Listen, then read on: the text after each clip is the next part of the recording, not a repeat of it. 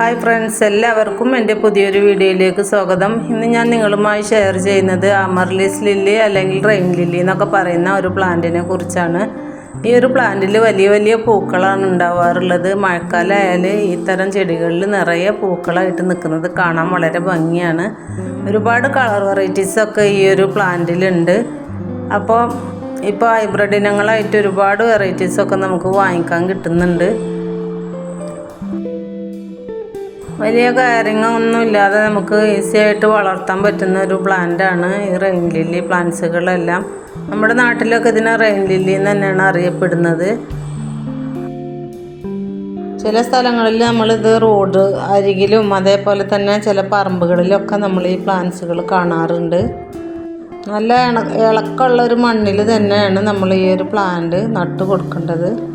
ചെടിയുടെ തൈകൾ ഉണ്ടാക്കാനായിട്ട് നമുക്കിതിൻ്റെ കിഴങ്ങുകൾ എടുത്ത് മാറ്റി നട്ടു കൊടുത്തിട്ട് ഒരുപാട് തൈകൾ ഉണ്ടാക്കിയെടുക്കാൻ പറ്റുന്നതാണ്. 4 വെറൈറ്റി കളറിൻ്റെ കയ്യിലുണ്ട്. പക്ഷെ അതിലൊന്നും ഇപ്പോൾ ഫ്ലവർ ഇല്ല. അതൊക്കെ ഫ്ലവറായിട്ട് വരുമ്പോൾ ഞാൻ നിങ്ങളെ കാണിക്കുന്നതാണ്. കണ്ടില്ലേ, വലിയ മുട്ടുകളാണ് ഈ പ്ലാന്റിൽ ഉണ്ടാവാറുള്ളത്. ഈ ചെടിയുടെ ഫ്ലവറുകൾ ഓറഞ്ച്, റെഡ്, പിങ്ക്, വൈറ്റ് ഈ കളറിലൊക്കെ ഫ്ലവറുകളുള്ള ചെടികൾ ഈ റെയിൻ ലില്ലികൾ കാണപ്പെടുന്നുണ്ട്.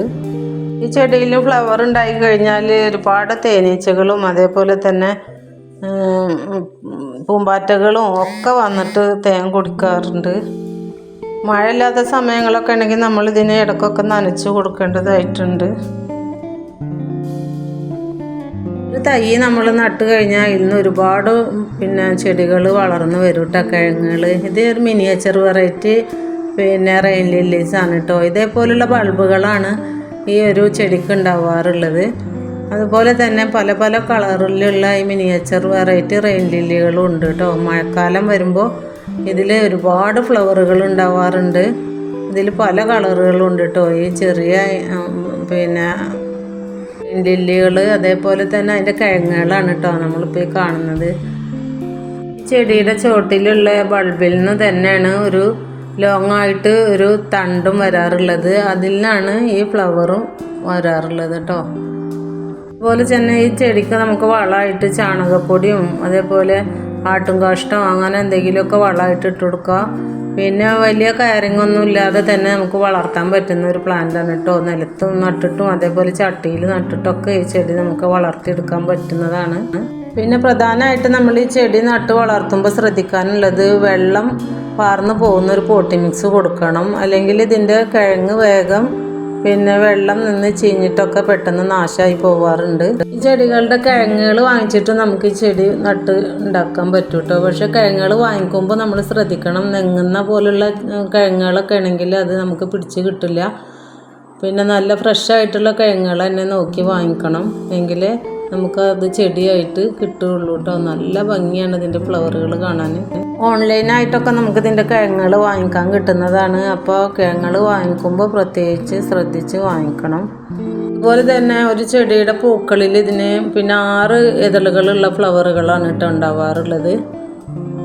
വലിയ കീടപ്രശ്നങ്ങളൊന്നും കണ്ടുവരാത്തൊരു ചെടിയാണ് ഈ ഒരു ചെടി. പിന്നെ കൂടുതൽ വെയിൽ കിട്ടുന്ന സ്ഥലത്ത് ഈ പ്ലാന്റ് വെക്കാതിരിക്കലാണ് നല്ലത്. പകുതി സമയത്ത് വെയിൽ കിട്ടുന്ന ഒരു സ്ഥലത്ത് വേണം ഈ പ്ലാന്റുകൾ വെക്കേണ്ടത്. അതുപോലെ തന്നെ ഈ ചെടിയുടെ ബൾബുകൾ ചട്ടിയിൽ നിന്നൊക്കെ മണ്ണിലൊക്കെ പൊന്തി നിൽക്കുന്നതായിട്ട് കാണുന്നുണ്ടെങ്കിൽ നമ്മൾ അതിന് കുറച്ചും കൂടെ മണ്ണിട്ടിട്ട് ആ കിഴങ്ങിൻ്റെ ഭാഗം മൂടി കൊടുക്കണം കേട്ടോ. പിന്നെ ഈ ചെടി ഏകദേശം ഒരു 30 മുതൽ 40 സെൻറ്റിമീറ്റർ വരെ ഹൈറ്റിലൊക്കെയാണ് ഈ ചെടി വളർന്നു വരാറുള്ളത്. പിന്നെ നമ്മൾ ഒരു വട്ടത്തിലുള്ള ചെറിയൊരു പോട്ടിലാണ് നട്ടിട്ടുള്ളതെങ്കിൽ ഒരുപാട് കിഴങ്ങുകൾ നിറഞ്ഞ് വന്ന് ഒരുപാട് തൈകൾ ഉണ്ടായി കിട്ടും. വലിയ ആഴത്തിലുള്ള ഒരു പോട്ടൊന്നും ഈ ചെടിക്ക് ആവശ്യമില്ല. കാരണം വളരെ ചെറിയ വേരുകളാണ്. കൂടുതൽ വേരുകൾ താഴ്ന്ന് ഈ ചെടി വളരാറില്ല. അതുപോലെ തന്നെ മഴക്കാലം കഴിഞ്ഞാൽ ചെടിയുടെ ലീഫുകളൊക്കെ മഞ്ഞ കളറായിട്ട് ഉണങ്ങിപ്പോവും. പിന്നെ അത് മഴ വരുന്ന സമയത്താണ് വീണ്ടും തളിർത്ത് പുതിയ തൈകളായിട്ട് പൊട്ടിമുളച്ച് വരുന്നത് കാണാറുള്ളത്. വെയിൽ കിട്ടുന്ന സ്ഥലത്താവുമ്പോഴാണ് കൂടുതലായിട്ട് അങ്ങനെ കാണാറുള്ളത്.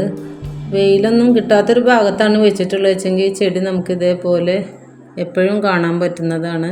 ഈ ചെടിയുടെ ഹൈബ്രിഡ് ഇനങ്ങളൊക്കെ ഇപ്പോൾ ഒരുപാട് വാങ്ങിക്കാൻ കിട്ടുന്നുണ്ട്. ഒരുവിധം സ്ഥലത്തൊക്കെ ഈ ഒരു ചെടിനെ റെയിൻ ലില്ലി എന്ന് തന്നെയാണ് അറിയപ്പെടുന്നത്. കാലിഫോർണിയയിലാണ് ഈ ചെടിയുടെ ജന്മസ്ഥലം. ഒരു 6 ഇഞ്ച് താഴ്ചയിലൊക്കെയാണ് ഈ ചെടിക്ക് വേരുകൾ ഇറങ്ങി നിൽക്കാറുള്ളൂ. അതുകൊണ്ട് കൂടുതൽ വലിയ ചട്ടിയൊന്നും ഈ ഒരു ചെടിക്ക് നമുക്ക് ആവശ്യമില്ല. അപ്പോൾ ഇതൊക്കെയാണ് അമർലിസ് ലില്ലിയുടെ വിശേഷങ്ങൾ. അപ്പോൾ ഇത്രയൊക്കെ ഉള്ളൂ എൻ്റെ വീഡിയോ ആദ്യമായിട്ട് കാണുന്നവരുണ്ടെങ്കിൽ സബ്സ്ക്രൈബ് ചെയ്ത് സപ്പോർട്ട് ചെയ്യുക. അപ്പോൾ ഇനി അടുത്ത പുതിയൊരു വീഡിയോയിൽ കാണാം. ബൈ.